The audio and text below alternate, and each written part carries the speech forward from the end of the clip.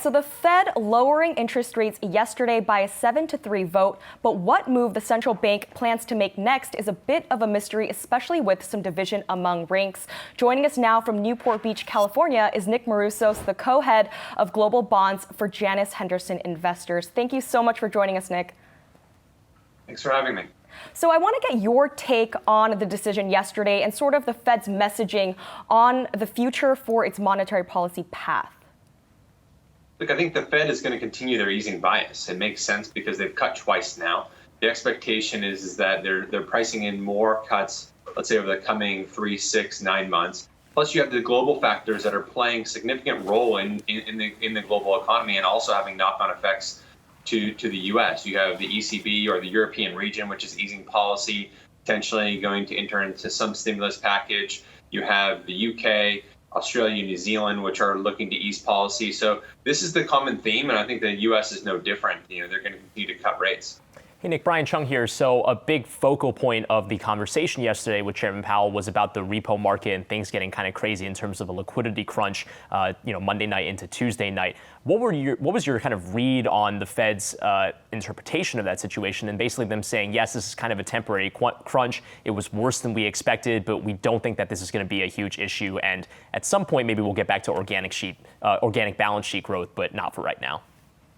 Yeah. Look, I'm not surprised that they downplayed the whole current repo situation, and this is typical of the Fed that we've had and the Fed that we've had in previous years and over the last decade, is that they generally engage in purely reactive policy measures. So the $75 billion that they've done over the last 3 days is really child's play.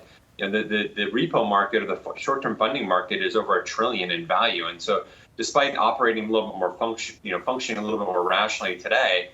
We anticipate that there's going to be a continued volatility and continued pressure on the Fed as well as the market here. So, we saw interest rates rise aggressively, particularly in the front end. The SOFR rate, repo rate skyrocketed. We were buying overnight commercial paper at 6%. That's a clear sign to how little confidence the funding market has that the Fed has the ability to control interest rates. So I think that it is a temporary problem right now and is likely to be a permanent problem, at least until we get through year end. And our expectation is that as we approach year end, these funding stress are probably going to increase significantly more because year end there tends to be a lot more stress when it comes to dollar funding. What do you think about the Fed's decision not to change its outlook when it comes to GDP, unemployment, and inflation? Do you think that was the right move? Look, again, it's purely reactive policy, and this is very standard operating procedure from the Fed. And I think that they're generally late to the game. They look a little bit lost at times. Many times they're talking about being data dependent, and other times they're not talking about looking at the data. The reality is that the data is softening. Rates are rallying aggressively because people are looking at the global economy and they're not seeing such bright lights or growth that they were seeing in previous years. So, our expectation is that growth is going to deteriorate slowly. We don't believe that our base case is not that we're going to enter into a recession, but we do think that naturally things are going to slow, and a lot of it's going to be led by the global economy. Thanks, Nick. Talk to you soon. Hey investors, Zach Guzman here. Are you interested in learning more about the markets and getting the latest financial news? Well, then click right here to subscribe to our Yahoo Finance YouTube channel.